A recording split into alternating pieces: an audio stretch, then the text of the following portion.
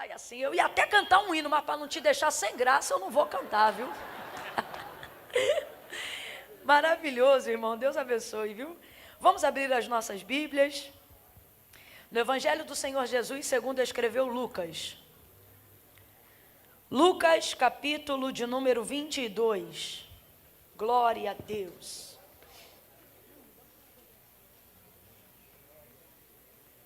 Evangelho do Senhor Jesus, segundo escreveu Lucas, capítulo 22, em homenagem às 22 cidades que estão aqui hoje. Oh, meu Deus. Obrigada, irmão André. Glória a Deus. Você vai orando aí por mim, irmãos. Eu estou com uma dor de cabeça tão elevada, tão elevada. Está repreendido em nome de Jesus, né? Sabe aquela dor de cabeça que tenta desnortear a gente? De tanta dor de cabeça que é? Mas vai sair em nome de Jesus, você crê? Tem que sair, porque senão a gente fica tão atordoado, que se não vigiar a gente chama Jesus de Genésio. Mas Jesus é Jesus.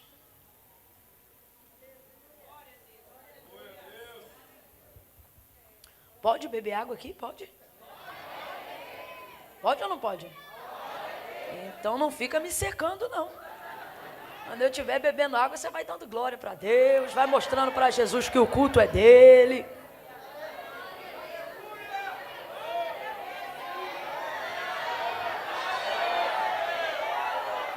Eita, glória! É isso.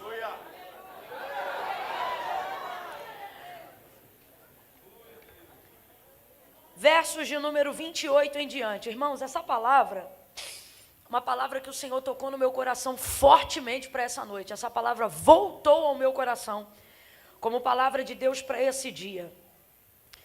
E já há tanto tempo que eu não debruçava sobre ela que eu pedi a Deus confirmação.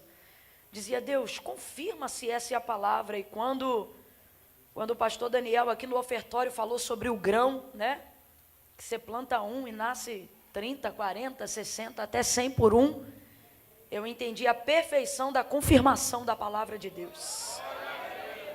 Deus é fiel, o Senhor está falando conosco nesta noite. Lucas 22, versos 28 em diante. Quem achou, diga amém. Amém. Diz assim o texto. Vós sois os que tendes permanecido comigo nas minhas tentações.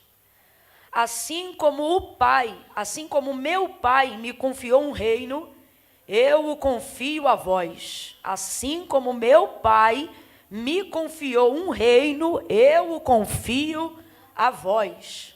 Para que comais e bebais a minha mesa no meu reino, e vos assenteis sobre os tronos para julgar as 12 tribos de Israel. Verso 31. Simão, Simão, Satanás vos pediu para peneirar como trigo, mas eu roguei por ti, para que não desfaleças a tua fé. Então, quando tu te converteres,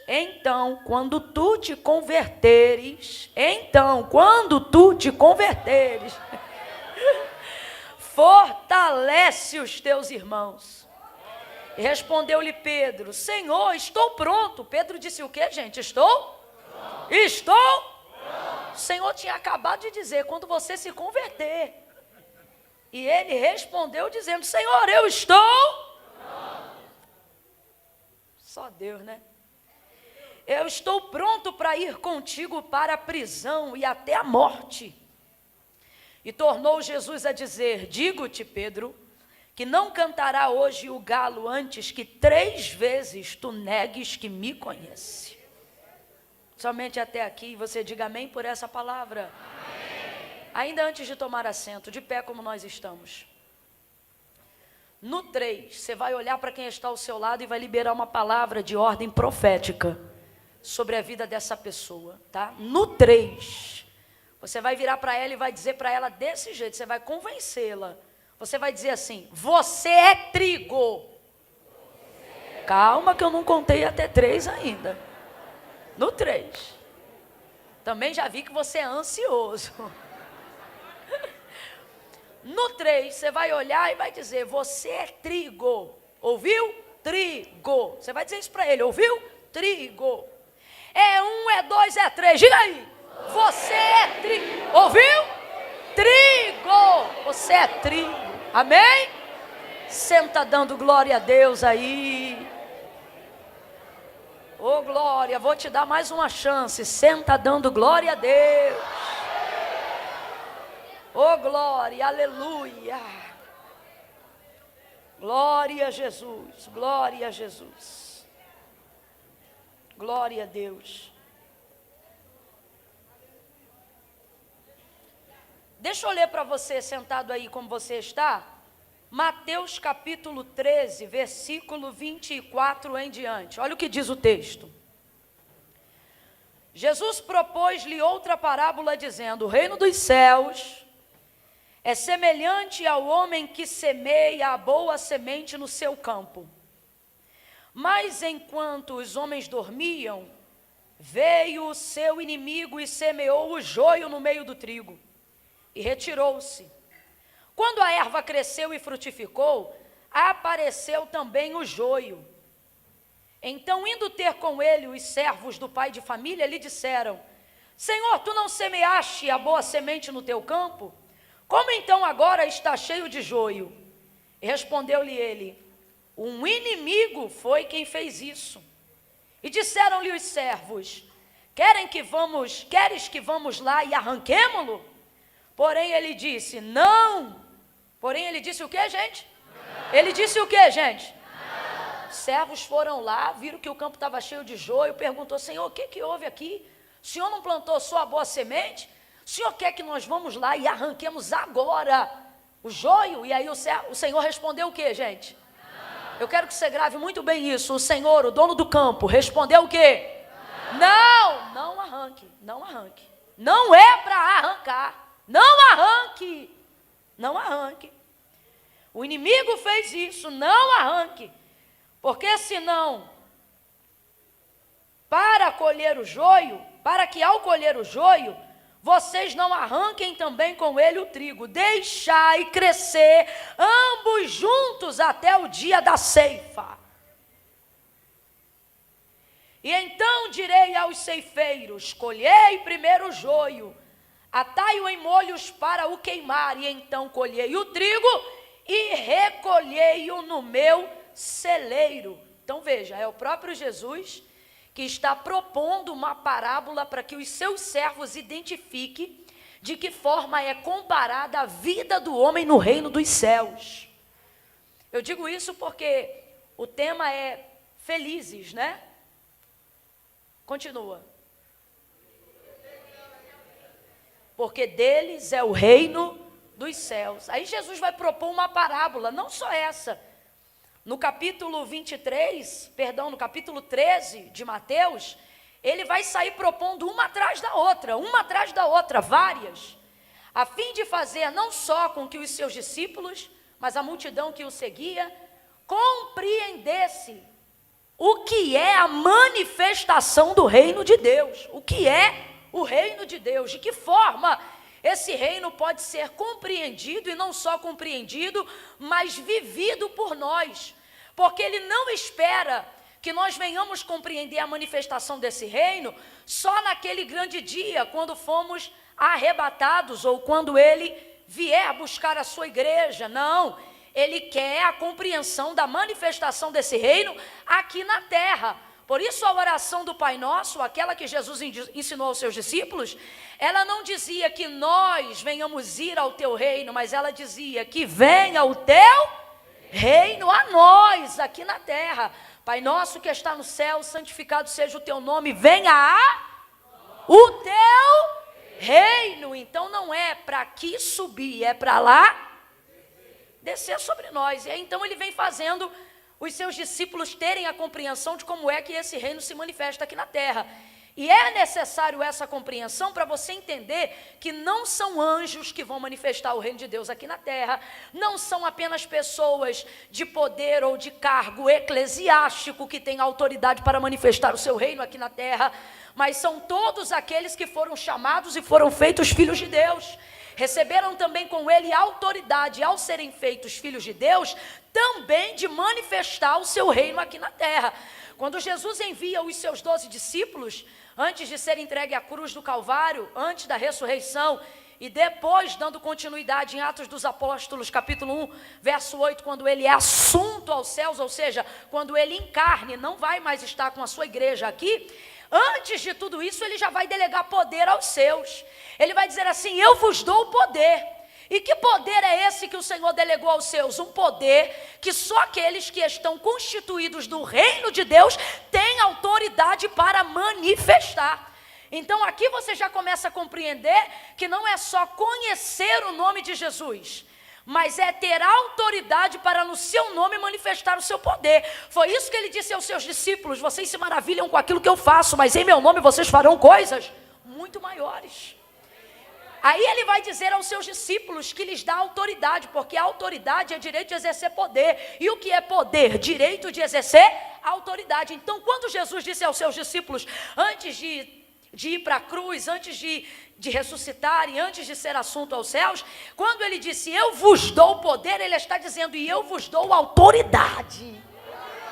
Autoridade para quê? Para usar esse poder, autoridade para manifestar esse poder. Então quando a gente diz felizes é quem tem direito de usar autoridade.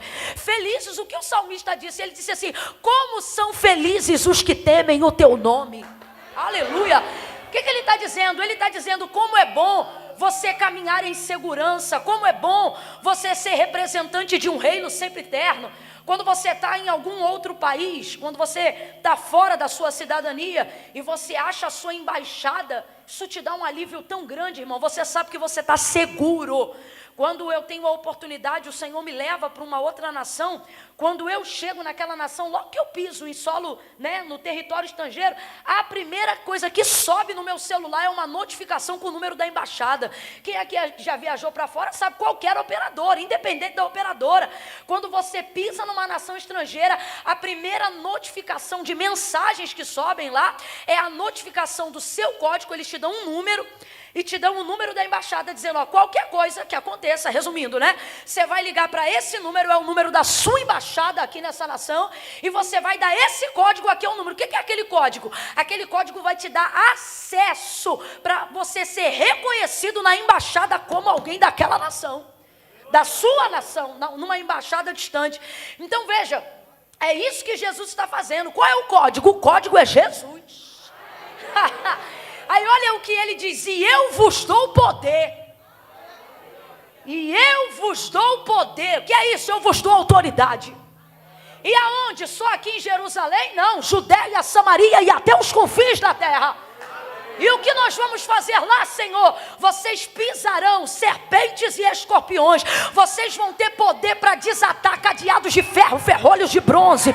Vocês comerão coisas mortíferas e essas coisas não lhes farão dano algum, porque eu vos dou poder, eu vos dou autoridade. Ele diz assim: vocês chegarão numa nação, numa pátria ou numa cidade e dirão, paz seja convosco. E se vocês forem bem recebidos, a paz que é com vocês, ou seja, a paz da vossa autoridade, vai se assentar sobre aquela cidade, reino ou nação. E se vocês forem mal recebidos, vocês têm autoridade para levar embora a paz que vocês carregam daquela região. Tamanha é a autoridade que eu vos dou, porque ele disse, eu vos dou poder. Poder. E eu vos dou poder, muito poder, irmão, muita autoridade.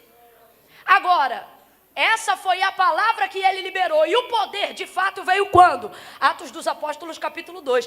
Porque o mesmo Jesus que disse, eu vos dou poder, antes de ir embora, disse para ele, portanto, ou seja, uma coisa está ligada à outra. A palavra está sobre vocês e vocês vão receber o cumprimento dela, desde que, ou seja, portanto, ficai em Jerusalém, até que do alto sejais revestidos de poder, até que essa palavra se cumpra. Por quê? Jesus não tem interesse em testemunha que não tenha poder. Todo aquele que manifesta o reino de Deus, ou que deveria manifestar o reino de Deus, se o fizer sem poder, envergonha o reino. Então o que Jesus vai dizer aos seus discípulos? ficai até que do alto sejais revestidos. Até que vocês sejam o quê? Tomados de poder. O batismo do Espírito Santo com fogo, não só na descida do cenáculo, mas hoje sobre cada um de nós. Qual é o seu principal propósito? Fazer o homem falar com Deus? Não, fazer o homem ser revestido de poder. Esse é o principal propósito. Existem outros, mas esse é o principal propósito. Sermos revestidos de poder. Para quê? Para termos autoridade para manifestar esse reino do qual cremos, esse reino do qual profetizamos. Quem aqui já viu alguém manifestando o nome de Jesus sem poder? Dá uma vergonha alheia. Quem aqui já viu alguém tentando expulsar um demônio e o demônio não saía? Quem aqui já viu alguém dizendo que era crente dando mau testemunho? E o que é isso? Isso são pessoas que acreditam fazer parte de um reino do qual elas não têm poder e autoridade para exercer esse reino. Então, quem não tem poder só passa vergonha. Eu quero que você olhe para alguém que está ao seu lado e diga isso agora para essa pessoa. Diga assim para ela: se não tiver poder, diga, se não tiver poder, vai passar vergonha. E se está passando vergonha, meu irmão, não vai manifestar o reino de Deus, porque o reino de Deus não é um reino de vergonha, é um reino de poder, é um reino de autoridade, é um reino de honra, é um reino de integridade. É por isso que nós devemos buscar o poder de Deus. Crente não pode viver sem poder. Crente não pode viver sem o direito do exercício da autoridade que já lhe foi concedido como herdeiro de Deus. Você tem que ser poderoso, meu filho. Você tem que ser poderosa, minha irmã. E você tem que parar com esse conceito de achar que ter poder e que fazer uso da manifestação desse poder é incoerente à humildade, é incoerente ao reino de Deus. Você não me irrita, não. Incoerente ao reino de Deus é não ter poder para manifestar o seu reino. Incoerente ao reino de Deus é falar sobre coisas das quais eu não tenho autoridade para exercer. Incoerente no reino de Deus é andar com a Bíblia e não saber a palavra. Incoerente no reino de Deus é conhecer hinos e não cantar com autoridade. Incoerente no reino de Deus é ser batizado no Espírito Santo com fogo, ter a evidência do falar em línguas e não falar em línguas nunca. Isso é que é incoerência. Quando João, revestido de muita autoridade para anunciar o reino de Deus, porque ele dizia: arrependei-vos porque é chegado o reino dos céus, arrependei-vos porque é chegado o reino dos céus. Olha isso, ele era tão poderoso em anunciar e em ser representante oficial daquele que prepara o caminho para a manifestação do reino de Deus aqui na terra, que o povo, vendo ele pregar com tanto poder, começou a achar que ele era o próprio Cristo e o Messias prometido, ao ponto que perguntavam para ele: por quê? Para pensar, o homem pregando no deserto, sem retorno, sem microfone, sem púlpito, sem parede, sem acústica, sem nada. O texto diz que uma multidão enchia o deserto quando João pregava. Meu irmão, uma multidão no deserto não é igual uma multidão dentro da igreja, não. A igreja tem paredes que delimitam a proporção do espaço. No deserto, como é que você enche o deserto? Não há limites. Então é mais cabeça à vista de João do que grão de areia debaixo dos seus pés. E ele pregava com poder e autoridade. E o culto de João era muito pedagógico, por isso era muito repetitivo. João não tinha mensagens diferentes todo dia. Para você que só quer novidade, você ia odiar o culto de João. O culto de João é extremamente doutrinário. Na segunda ele fala uma coisa, na terça ele fala a mesma coisa que falou na segunda, na quarta ele fala a mesma coisa que falou na segunda e na terça, na quinta ele repete a mensagem, na sexta ele prega a mesma coisa de novo, no sábado ele descansa, no domingo de manhã ele diz de novo: arrependei-vos, arrependei-vos porque é chegado o reino dos céus. A sua mensagem era tão poderosa, complete aí para mim, a sua mensagem era tão... Apesar de ser repetitiva, ela era tão poderosa, que os sacerdotes e fariseus que tinham todo acesso ao templo gostavam de ir ouvir João. Não gostavam do que ele falava, mas ia lá para ouvir toda vez. Este é o poder de quem tem autoridade. Não vão concordar com tudo que você diz, mas vão sempre parar para ouvir quando você fala. Quando você tem autoridade, essa é a diferença. Eles iam lá para ouvir João ministrar. Aí eles pensavam que no culto de João não tinha revelação, né? Culto é só um termo que eu estou usando para a gente entender aqui. E eles diziam, raça de víboras, porque eles pensavam assim na cabeça deles, que esse homem aí todo esquisito, pensa que é para se dirigir a nós dessa maneira. Será que ele não sabe que nós somos filhos de Abraão? E aí o que João dizia? E vocês? Ele só não dava nome, mas ele sabia quem era. Ele dizia, e vocês que estão aí me ouvindo, pensando, quem ele pensa que é para falar com a gente assim? Porque sois filhos de Abraão? Pois fiquem cientes, se vocês não se arrependerem, até dessas pedras Deus suscita filhos a Abraão. Arrependei-vos, porque é chegado o reino dos céus.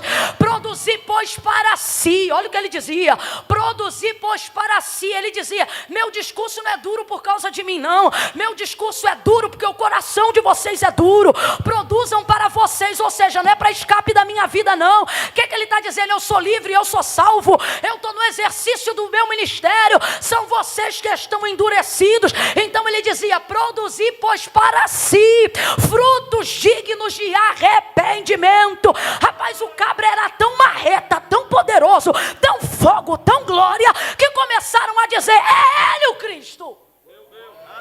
Só pode ser ele.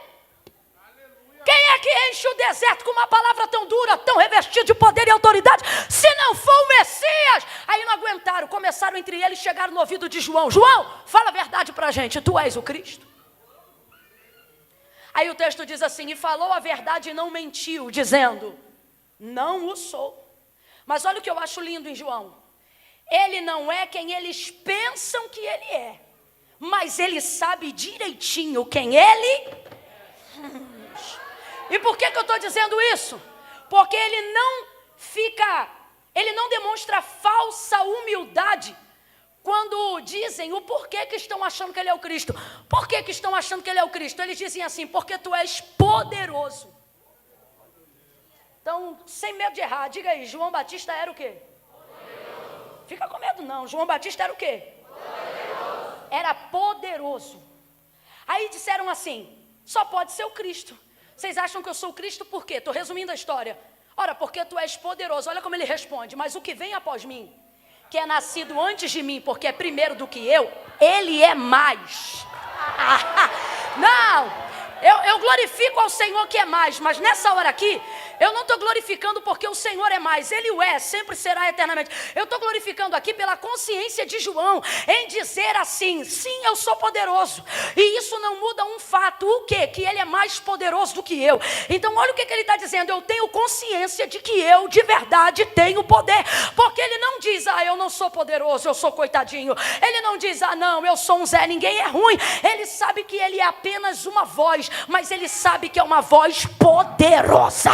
Ele diz assim, aquele que vem após mim, que é nascido antes de mim, porque é maior do que eu, este é mais poderoso que eu. Se ele está usando um hiperlativo para dizer o quão poderoso é Jesus, ele não está usando um diminutivo para dizer o quão menos poderoso é ele. O que ele está dizendo é, vocês estão certos, eu sou poderoso sim, sou poderoso porque ele me deu autoridade para manifestar o seu reino, sou poderoso para que vocês pensem, de certa forma, que eu posso até ser ele, mas na verdade não sou. Isso tudo é para vocês verem que se vocês gostam de mim, imagina ele.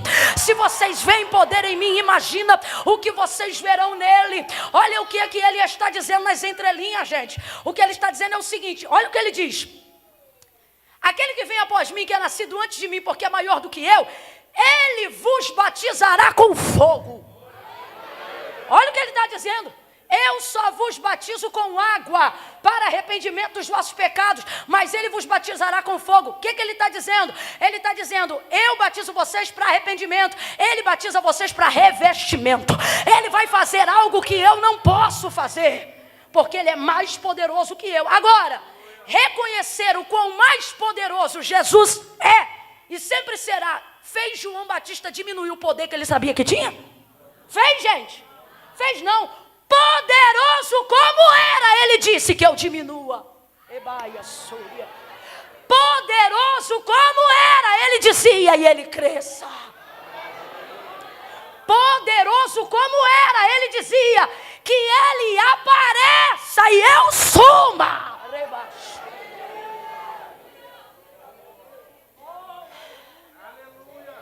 Você percebe, alguém aqui consegue perceber que João Batista consegue não diminuir o que Deus faz na vida dele para diminuir a si mesmo? Vou repetir. Alguém aqui consegue perceber que João Batista consegue não diminuir o que Deus faz na vida dele para poder diminuir a si mesmo? É a mesma pessoa que não diminui o que Deus faz, mas consegue diminuir a si mesmo. A gente pega tudo e faz uma coisa só.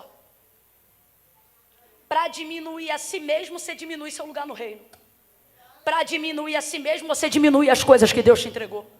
Para diminuir a si mesmo, você diminui teu poder e tua autoridade, porque você não consegue diminuir a si mesmo e manter as coisas que Deus fez grande. Você bota tudo no mesmo saco emocional e começa a andar por aí como se fosse aquele desenho sei lá como é que é aquela raposa lá que ela ficava, ó vida, ó céus. Olha de novo para quem está do teu lado e diga, tu é poderoso. É poderoso. Pare de agir como se não fosse. Pare de agir como se não tivesse. Pare de agir como se não tivesse sido chamado, como se não fosse escolhido. Ei, se endireita nessa cadeira aí, poderoso.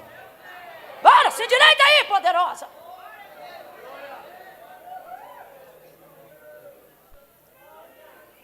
Jesus deu aos seus discípulos poder. E agora na celebração da última ceia, que foi aonde nós lemos aqui nessa noite, ele vai trazer uma lição extremamente, mais uma, esclarecida da manifestação do reino de Deus. E a pessoa que ele vai usar para esclarecer isso definitivamente é a vida de Pedro. Na celebração da última ceia, Jesus, o traidor, vai se autodenunciar, se retirando do meio dele Judas. Jesus vai cear com seus discípulos, sabendo que é a última ceia e que daqui a poucas horas ele será capturado para ser crucificado, nesse texto aqui de Lucas 22, onde nós lemos. É interessante porque Jesus é muito equilibrado. Ele sabe que vai ser preso e vai viver o maior momento de angústia e de dor da sua vida. Mas ainda assim, o texto diz que depois de cear, ele vai puxar um hino, ele vai cantar um hino. Rapaz, se um culto que a gente presta para ele, a gente já sente a sua presença, imagina um culto onde o homenageado também é o dirigente.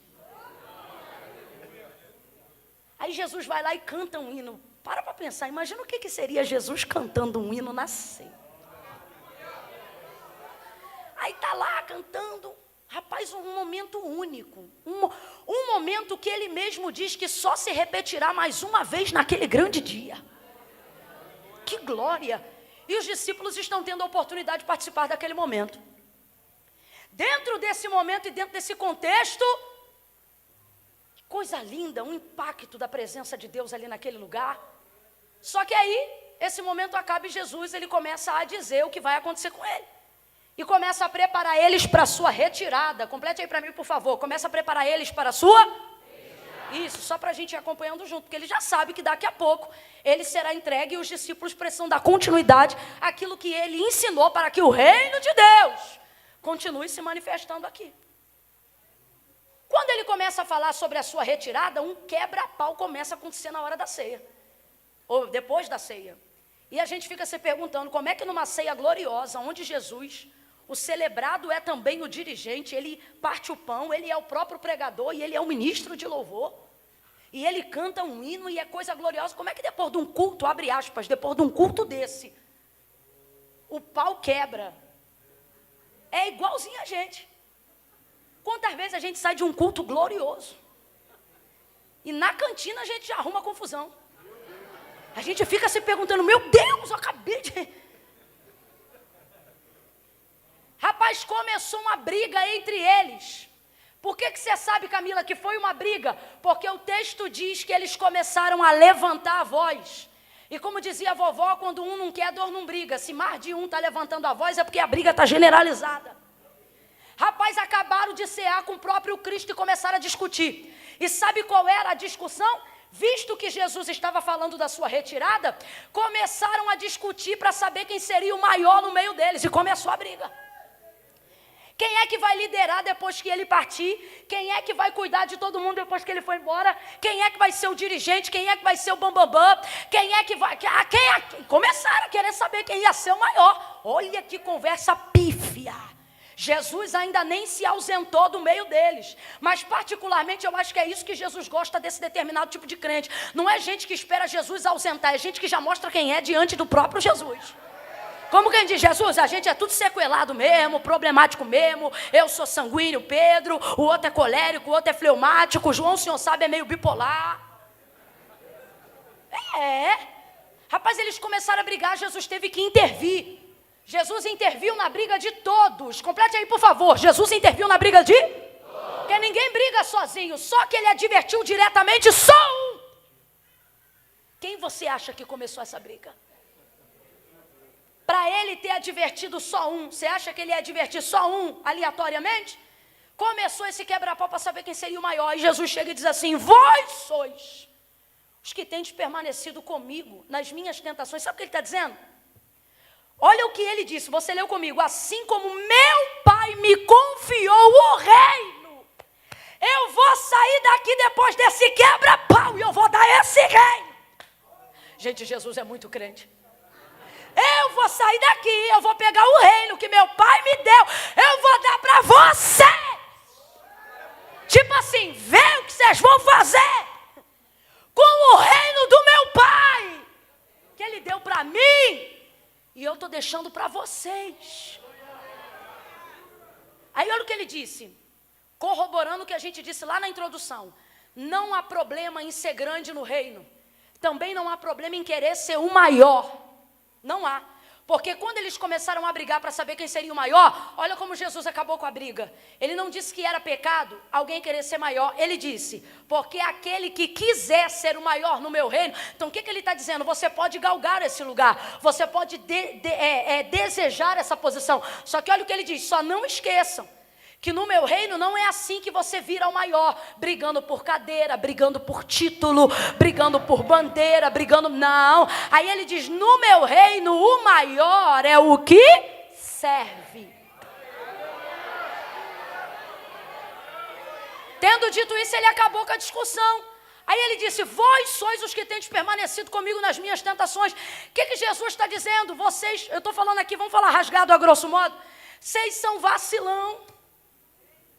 Ser não vigia, mas quando a coisa aperta para mim, é vocês que estão comigo desde o início. Jesus exalta mais a fidelidade do que os defeitos. Davi não foi amado do Senhor porque não pecava. Davi foi amado do Senhor porque o reconhecia mesmo quando pecava. Não são os nossos defeitos que nos apartam de Deus, são as nossas hipocrisias em não confessá-los diante dele. Oh, meu Deus do céu, aí ele diz assim, meu pai me confiou um reino, eu vou confiar esse reino a vós, como quem diz assim, vocês não podem usar esse tempo fazendo o que vocês estão fazendo agora. Aí tendo dito isso, do nada ele vira para Pedro e diz, Simão, Simão. Chamou ele quantas vezes? 2 vezes. Sabe por que chamou de Simão? Não estou falando com você agora não. Estou falando com essa sua raiz hereditária. Com esse seu Adão que não morre. Chamou ele 2 vezes porque era necessário despertamento. Abre a tua boca para você ser despertado também e complete aí, por favor. Era necessário despertamento. Despertamento. 2 vezes. Despertamento. Lembra quando Moisés estava indo ao Santíssimo da Sarça? O que o Senhor disse para ele? Moisés, Moisés, 2 vezes. Despertamento. Lembra quando Marta estava distraída? Lembra nos afazeres? Marta, Marta, despertamento. Lembra quando ele encontrou Saulo no caminho de Damasco? Ele não disse Saulo, ele disse Saulo, Saulo. Despertamento, como quem diz, pare de achar que você está fazendo a coisa certa, fazendo a coisa errada. Chamou ele 2 vezes e agora chamou na raiz de seu nome, Simão, Simão. Por quê? Porque todo mundo tem um nome que Deus deu e tem uma raiz. Jacó, antes de ser Israel, era Jacó. Sarai era Sarai antes de ser Sara. Abrão antes de ser Abraão. Jacó antes de ser Israel. E Pedro, quando o Senhor o advertia, Simão, sabe o que ele está dizendo? Não estou falando com o discípulo que anda comigo, não. Estou falando com o rebelde caído que mora dentro de você. Com esse que de tempo em tempo se manifesta contra a vontade de Deus na sua vida. Com aquele que Paulo disse ao escrever a carta aos Romanos, quando ele disse: miserável homem que sou, quem me livrará do corpo desta morte? Porque o querer bem está em mim, mas ocorre que todas as vezes que vou efetuá-lo, encontro outra lei, isto é, nos membros da minha carne, que opera contra o querer bem que está em mim, de modo que o bem que quero fazer não faço, mas o mal que eu não quero, esse faço. Miserável homem que sou, quem me livrará do corpo desta morte? Aí agora, no meio daquela discussão, Jesus vira para Pedro e diz: Simão, Satanás te pediu a tua vida, quer te cirandar. O que é isso? Peneirar como trigo. Mas eu roguei ao Pai por ti, para que não desfaleças a sua fé. Dá uma pausa nisso aqui, presta atenção. Lugar de trigo é na peneira, para você não esquecer nunca mais, complete aí. Lugar de trigo é onde? Lugar de trigo é onde? Então por que Satanás, ao querer peneirar Pedro, que é trigo, Deus interpela? Por que Jesus não deixa ele ir? Porque ele pode ser um vacilão, mas o texto é claro, não pediu para se andar como joio, porque o diabo sabe, você é trigo. É a boa semente que foi semeada, é a semente que representa a humanidade no reino dos céus. Agora, visto que é trigo, por que o Senhor interpelou e não deixou ele para a peneira, se o lugar do trigo é na peneira? Só que o lugar do trigo que é na peneira é o trigo maduro. Deixa eu te explicar como é que é o crescimento do trigo. O trigo, ele cresce dentro daquela gominha que a gente chama de espiga. Quem já viu um galinho de trigo aqui? Nem na ceia, você viu? Já viu? Na decoração? Vou perguntar de novo. Quem já viu um galinho de trigo? Pronto. Aquelas gominhas pequenininhas escondem a semente do trigo. Nós chamamos elas de espiga. Você pega uma semente, planta ela. Por isso que ele diz: nela cresce 30, 60 e até 100, porque uma semente tem o poder de dar até 3 espigas, tendo cada uma 30 sementes. 3 carreirinhas daquela de 3, você pode contar. Se ela for fraca, ela dá 30. Se ela for um pouquinho melhor, ela dá 60. Se ela for boa, ela nasce 3 ramos de espiga em um único galho de trigo. É por isso que o trigo só perde para a soja até hoje. Porque a soja pode ser geneticamente mexida para ser acelerado o seu crescimento. Mas o trigo, organicamente falando, é a maior semente exportada do mundo até hoje. Países têm a sua determinação do PIB, como o Brasil, por causa do trigo. Nós somos entre os 3 maiores exportadores de trigo do mundo. A cada 5 pratos de refeições servidos no mundo, 3 é brasileiro. Se eu fosse você, eu tinha dado glória a Deus por ser brasileiro. No mundo. Porque ela cresce muito rápido, ela dá um resultado de 100 dias. Então escute isso. Quando ela está madura, você colhe ela, craquela aquela espiga, e na agricultura de Israel naqueles dias, ela era colhida da seguinte forma. E por que eu estou falando naqueles dias? Porque é nos dias que Jesus está usando o exemplo para comparar o reino dos céus e para comparar a vida de Pedro, dentro do reino. Aí o que acontece? Quando a semente está madura, você colhe ela, colhe aquele galinho, craquela aquela espiga, e no último processo de retirada da casca, bota ela na peneira. Vou te explicar o que é craquelar. Quem aqui já teve um cantinho da cutícula em pé, duro, ou um pedacinho da unha que saiu e agarra na roupa? É o que faz com a espiga do milho, do trigo. Você craquela ela. Quando ela fica craquelada, igual a sua cutícula e a sua unha puxa fio, é o que a peneira faz na espiga. Quando agarra aquele fiozinho que foi craquelado na peneira, ela rasga a casca e só fica a semente. Vamos lá, ela rasga a casca e só fica a semente. Quem faz a separação de casca e de semente é a peneira. trigo maduro, para você não esquecer. Pega o trigo maduro. Depois de craquelar, bota ele na peneira e vambora peneirar. Ó. Quem aqui já pegou uma peneira aí na vida, já peneirou 1/2 metro de terra? Nunca peneirou não, minha filha? Ó, você bota aqui. Tem gente que, como eu, não está acostumado, é só aquela peneirinha. Agora tem um povo abusado, eles jogam aqui, pega aqui. Vai peneirando, aí vai arrancando a casca. Como é que a casca sai? Não precisa descascar, olha o que acontece. Quando o agricultor está peneirando aqui, ó, a espiga do trigo, quando ele joga para o alto, na cultura de Israel, os maiores cultivadores de trigo, isso que eu estou falando aqui é livro de história com H, você pode ler que você vai ver. Faziam a colheita do trigo onde soprava o vento no oeste da cidade. Que vento é esse? É literalmente onde o vento faz a curva. Significa que é onde o vento soprava mais forte. Para que eles não tivessem que separar a casca. Então, quando eles botavam o trigo maduro na peneira, eles jogavam para o alto, por estarem na região oeste da cidade, ou seja, literalmente onde o vento faz a curva e é mais forte. Quando ele jogava, a casca ficava leve, porque só tem peso a semente. Então, quando a casca subia, quem levava? E só caía na peneira quem? A casca vai para o vento, mas a semente vai para o celeiro. O agricultor não cultiva trigo para guardar casca, ele cultiva trigo para guardar semente. Só que esse processo que eu acabei de listar para você, ele só é bem sucedido se o trigo estiver maduro. E por quê? Porque o trigo maduro, como é que você sabe quando ele está maduro dentro daquele momento de agricultura? Quando aquela semente fica solta dentro da casca. Então presta atenção. Quando é que o trigo pode ir para a peneira? Quando a semente dentro da espiga está como? Está como?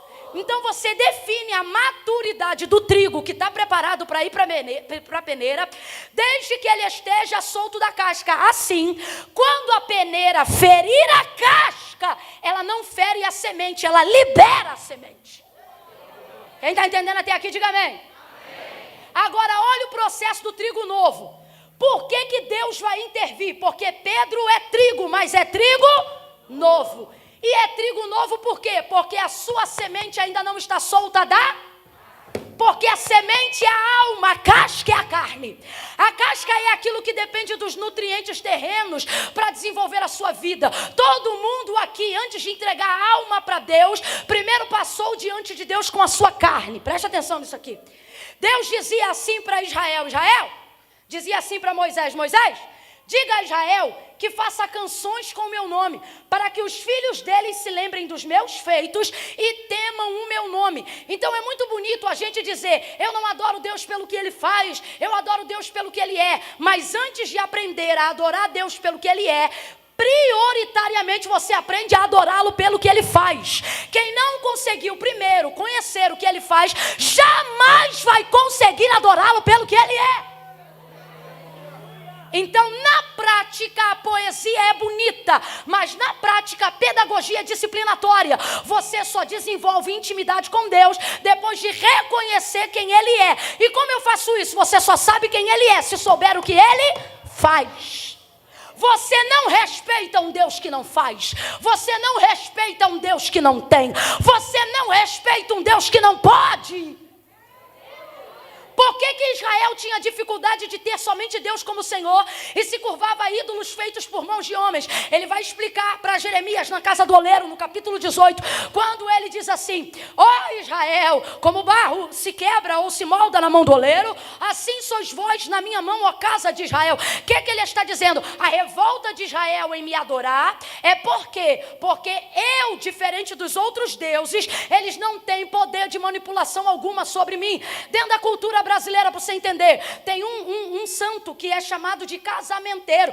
Eu já vi a forma como esse santo é tratado diversas vezes dentro da nossa cultura, e estou falando da cultura brasileira. Por exemplo, eu já vi gente, isso também é errado, eu já vi gente dizer, abrindo geladeira de amigo meu, e o santo estava lá. Aí eu disse, menino, o que esse santo está fazendo aqui? Aí a pessoa dizia, não, porque eu dei prazo para ele, que se eu não namorasse ou casasse até tal dia, ele ia ficar de castigo. Quantas vezes eu cheguei na casa da minha avó por parte de pai, e no lugar onde tinha o altar da adoração dos deuses que ela constituía como Deus para a sua vida, eu via a santa de cabeça para baixo, e eu dizia, eu consertava. Aí eu passava no corredor e consertava. Passava no corredor, estava de cabeça para baixo, eu passava e consertava. Quando ela me viu consertando, ela disse, quem mandou você fazer isso? Eu falei, uai, tem que ficar de cabeça para baixo? Aí ela disse, tá assim porque eu dei um prazo, uma bênção até tal dia. Não me deu, tá de castigo. Ídolos constituídos por mãos de homens, a criatura exerce nível de domínio e poder sobre eles. Por que Israel tinha dificuldade de adorar somente ao Senhor? Porque eles não constituíam poder algum sobre o Deus que eles adoravam. Mas o Deus que eles adoravam, adorando ou não, constituíam poder pleno sobre eles. Então era um jeito de Deus dizer, assim como não pode o barro dizer ao oleiro, por que me fazes assim? Assim sois vós na minha mão. O que Deus está dizendo, Jeremias? Diga para Israel que ela não me manda, sou eu que mando, que quebro, que envergo, que viro de cabeça para baixo e faço o que quero. Faço o que quero. Há uma dificuldade, por quê? Agora Deus vai intervir no plano do adversário de peneirar Pedro. Por quê? Porque Pedro é trigo, mas é novo. E o trigo novo ainda depende do que Deus faz para reconhecer quem ele é. A alma dele não está pronta, a fé dele não está pronta. Ele ainda não está maduro, ele vai ficar, mas ele ainda não está. O investimento feito nele foi do próprio Jesus Cristo, assim como em cada um de nós. Então, na verdade, preste atenção, Jesus não está protegendo só Pedro, Jesus está protegendo o investimento que ele está fazendo na igreja. Jesus discipulou Pedro 3 anos e meio, mentorou Pedro 3 anos e meio, e agora o diabo quer peneirar, só que ele ainda é trigo novo. E o que é o trigo novo? O trigo novo ainda é trigo, só que ele ainda está apegado à casca, porque nós identificamos que o trigo só está maduro para ser peneirado depois que a semente está solta da... Só que o trigo novo depende da casca para continuar sugando os nutrientes da terra e continuar crescendo. Então, no trigo novo, a semente do trigo ela está colada na... São as pessoas que ainda dependem do que Deus faz para reconhecer quem Ele... São pessoas que ainda dependem de ver e viver coisas aqui na terra para identificarem coisas que Deus quer comunicar no céu. E não há pecado nenhum nisso, isso é processo, isso é tempo. E não há aqui quem diga que não passou por ele, ou que não vai passar. Então por que Jesus intervém? Porque senão todo o investimento de Pedro será destruído por ele ser provado antes do tempo. A peneira aqui é tipologia nesse contexto de provação. A prova, ela só prova a carne de quem Deus tem o interesse de melhorar o espírito. O que Paulo vai dizer sobre a prova, sobre o sofrimento? É a tribulação que produz paciência, perseverança, ok? Esperança. Quem está entendendo, diga amém. Amém. Aí vamos lá, quem vai ser Pedro, minha gente? O primeiro apóstolo da igreja. Um dirigente extremamente poderoso, um indicador de caminho. O primeiro sermão de Pedro chocou até os catedráticos da sinagoga. Olhavam para ele revestido de poder e diziam, não é esse o pescador, aquele analfabeto? Mas no primeiro sermão dele, 3.000 almas convictas, presta atenção, não é alma sofrida igual a nossa apenas não, não é alma dentro de uma cultura que luta por um salário mínimo não, é alma de gente que não tem religião, porque a cultura ou a religião, abre aspas, do judeu, é étnica. O que isso significa? Significa que em tese ele não se converte, porque ele adora o Deus correto, desde que o mundo é mundo e desde que Deus é Deus. Então para você convencer um camarada desse, não basta ter letra, tem que ter poder, porque letra eles têm. E o texto diz que no primeiro sermão de Pedro, foram mais de 3.000 judeus reconhecendo que Jesus é o Filho de Deus. Então ele maduro vai dar muito prejuízo para o inferno. Então o que o inferno quer fazer? Quer matar ele enquanto ele é novo. É o próprio Satanás que vai pedir a Deus, como fez com Jó. Jó é o trigo mais solto da casca que alguém já viu na história.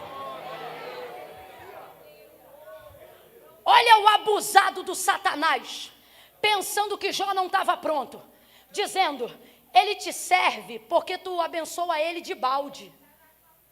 Deixa-me tocar no que ele tem para o Senhor ver quem ele é. O que Satanás está dizendo? Ele só é quem ele é por causa do que ele tem. Ninguém diz para Deus quem você é, meu irmão. Ninguém diz para Deus quem você é. Olha aqui para mim, filha. Ninguém diz para Deus quem você é. Podem usar de todo tipo de chocarrice, de maldição. Ah, Santa Rona. Ah, não sei o quê. Ah, eu que te conheço. Deus trouxe algumas meninas aqui, rapazes, para dizer quem te conhece sou eu. Ninguém diz para mim quem é você. Eu sei quem é você. Olha o que Satanás está dizendo. Está dizendo que Jó depende do que ele tem para ele ser quem ele é. O que está dizendo? Ele é um trigo novo, ele é um espírito apegado ao corpo, ele é uma alma que depende da carne, ele é trigo novo, bota ele na peneira, posso peneirar? Só que Deus já sabe, Jó é trigo solto na casca, Jó é semente madura, Jó está pronto para o que deve é. Mas olha a colocação do diabo, deixa eu tocar no que ele tem para tu ver quem ele é. Aí o Senhor disse, então toca! Passou Jó na peneira. Satanás feriu o corpo de Jó, a tal forma que ele tinha úlceras que atravessavam a pele. Ele se queixa de dor nos ossos, num lixo, se coçando com caco de telha, no meio da dor, todo arrebentado. O hálito dele era mais podre do que carnificina. Ele estava deteriorando no corpo. Mas Satanás viu este homem em estado de putrefação na carne, olhando para o Senhor e dizendo, nu saí do ventre da minha mãe e nu voltarei para lá. Deus me deu. Agora vamos ser honestos, Foi Deus que tomou? Foi Deus que tomou? Olha para o texto. Deixa eu tomar o que ele tem. Quem falou isso? Então quem tomou? Só que Jó não sacrifica para o diabo, não reconhece a autoridade do diabo. Jó nunca prestou um culto para o diabo. Jó não faz nada para o diabo. Jó não identifica a autoridade de poder do diabo. Então olha, você vai ver que o diabo só fala no capítulo 1 do livro de Jó, depois não fala mais. Porque quando você está solto da casca, o diabo perde o protagonismo na tua história. Nada do que ele faz contra você toca no teu espírito, toca na tua alma. Por que eu estou dizendo isso? Porque foi Deus que deu, mas com permissão de Deus. Quem tomou foi o diabo. Só que imagina, ele estava ao derredor de Jó. E por que você sabe disso? Porque o texto diz que havia um cerco ao redor de Jó, que não deixava Satanás transpor esse cerco para não tocar na vida dele. Então está ele ao derredor de Jó, esperando um jeito de atacá-lo. Aí Jó vai adorar dizendo, Deus me deu. E ele imagina ele do lado de fora do cerco, pensando, mas eu tomei. Diga aí que eu tomei, diga aí que eu sou o autor da sua dor, diga aí que eu sou o autor da sua tristeza. Ele te deu, mas eu destruí. Ele te deu, mas eu tomei. Aí Jó vai abrir a boca para contrariar Satanás. Ele vai dizer, e Deus tomou. Satanás foi descreditado por Jó. Ele fez algo do qual Jó não deu crédito a ele. Camila, eu não entendi. Vai entender agora. Deus está dizendo, quando você reconhecer que tudo o que acontece na tua vida coopera para o bem da tua maturidade, coopera para o bem do teu crescimento, você vai tirar o poder de fala de Satanás. Toda a glória que ele vai querer ter na tua destruição, ele não vai ter. Como que eu faço isso, Camila? Está com dinheiro, glória a Deus. Está sem dinheiro? Glória a Deus. Está com saúde, aleluia. Está sem saúde, aleluia. Está feliz, Jesus é bom. Está triste, Jesus é bom. Deixa o diabo sem poder de fala na tua história. Deixa ele sem poder. Descredibilize ele. Pode olhar. Depois o papo é só entre Deus e Jó. Jó e Deus. E o diabo voltou sem graça para o inferno. Sem glória, sem honra, sem crédito até do que de fato tinha feito. Mas quem era Jó? Trigo maduro. E trigo maduro é solto da? Trigo maduro é solto da? Dá uma sacudidinha em quem está do teu lado aí. Me dá a mão aí, dá a mão para alguém aí. Dá uma sacudidinha em quem está do teu lado. E diga para essa pessoa, solta da casca, meu filho. Solta da casca, minha filha. Solta, que é isso? Amadurece, cresce. Você viu o que falaram de você? Falaram o quê? Falaram isso, isso e isso. Ó o trigo novo, ó o trigo novo. Eu vou lá e vou mostrar com quantos paus se faz uma canoa. Ó o trigo novo, ó o trigo novo. Eu vou lá e vou mostrar que eu sou crente, mas não sou otária. É o trigo novo. Agora o trigo maduro diz que eu mandei um beijo e estou orando por ele. Ó o trigo maduro diz que eu estou em oração. Solta dessa casca, meu filho. Coloque aquilo que você tem de mais precioso em Deus numa área